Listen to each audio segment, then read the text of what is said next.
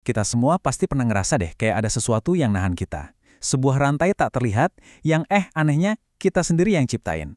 Nah, hari ini kita bakal belajar bareng-bareng cara mutusin rantai itu. Yuk kita mulai. Coba deh direnungin, pernah nggak Anda ngerasa kayak ada plafon rejeki yang nggak kelihatan? Udah kerja keras, udah doa kenceng, tapi kok rasanya mentok di situ-situ aja.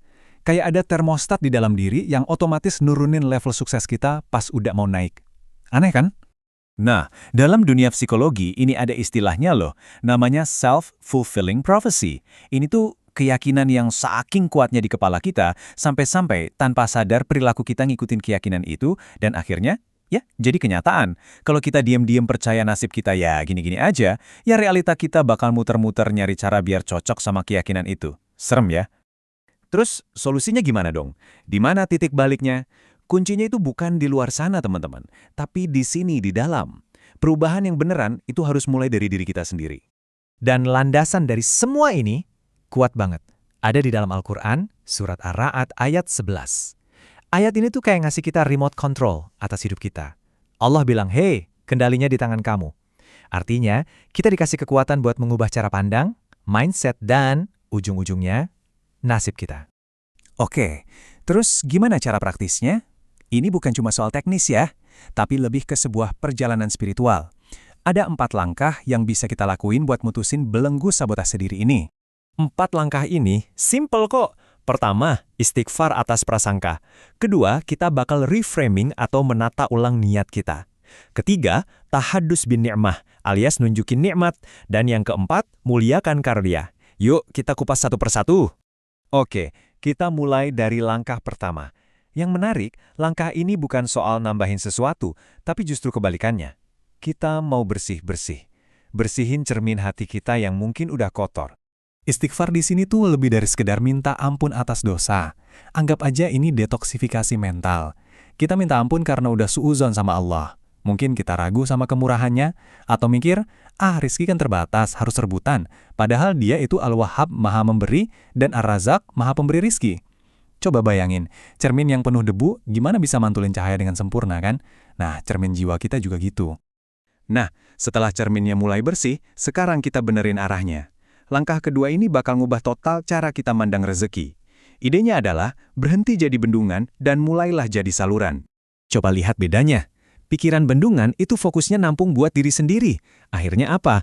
Akhirnya diem, tergenang, jadi sarang penyakit.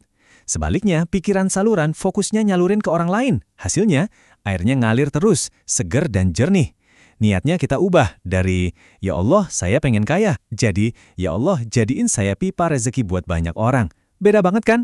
Dan kalimat ini, wah, kena banget. Pipa yang tugasnya ngalirin air ke ribuan rumah, ya pasti dia duluan yang basah. Artinya, waktu niat kita adalah jadi jalan kebaikan buat orang lain, kebutuhan kita itu udah otomatis dijamin dalam aliran deras itu. Nggak perlu khawatir lagi.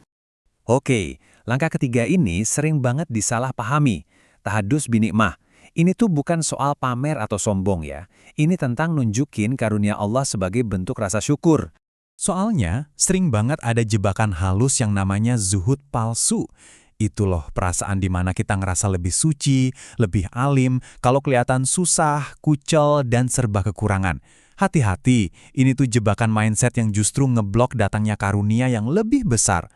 Hadis ini jelas banget, Allah itu justru senang lihat bekas nikmatnya ada di hambanya. Pakai baju yang bagus, punya kendaraan yang layak, itu bukan buat ria, tapi buat muji sang pemberi. Pesannya tuh jelas, jadi hamba Allah itu mulia, dan kemuliaan itu boleh bahkan bagus untuk terlihat. Dan langkah terakhir, yang keempat. Ini soal sikap kita waktu rezeki itu datang. Kita harus punya hati yang lapang buat nerima yang kecil, dan punya mental yang berani buat ngadepin yang besar. Maksudnya gini, jangan pernah ngeremehin rezeki kecil, karena itu bisa jadi bibit buat yang lebih besar. Sebaliknya, jangan gemeteran kalau diamanahi rezeki besar. Sabotase diri itu seringnya muncul pas kita ngerasa, aduh, aku nggak pantes, atau aku nggak siap. Dengan ngelapangin dada, kita sebenarnya lagi ngegedein wadah batin kita. Ingat kan, hujan yang sama bakal ngasih hasil beda, tergantung seberapa besar ember yang kita siapin. Nah, setelah kita ngelewatin keempat langkah tadi, yang berubah itu bukan cuma kondisi dompet kita, bukan. Kita lagi ngebangun sebuah transformasi total, sebuah mentalitas baru, jadi orang kaya sekaligus mulia. Inilah mentalitas para orang-orang hebat terdahulu. Mereka itu nguasain dunia, tapi hatinya nggak dikuasai dunia. Dunia itu cuma di genggaman tangan, sebagai alat buat berbuat baik, sementara akhirat itu tetap kokoh di dalam hati sebagai tujuan utama. Keren banget kan? Jadi pertanyaannya sekarang bukan lagi apakah rizki akan datang. Rizki itu pasti datang. Pertanyaannya adalah, saat hujan karunia-Nya yang tak terbatas itu turun, seberapa besar wadah batun yang udah Anda siapin buat nampungnya? Ingat ya, perubahannya selalu dimulai dari Anda.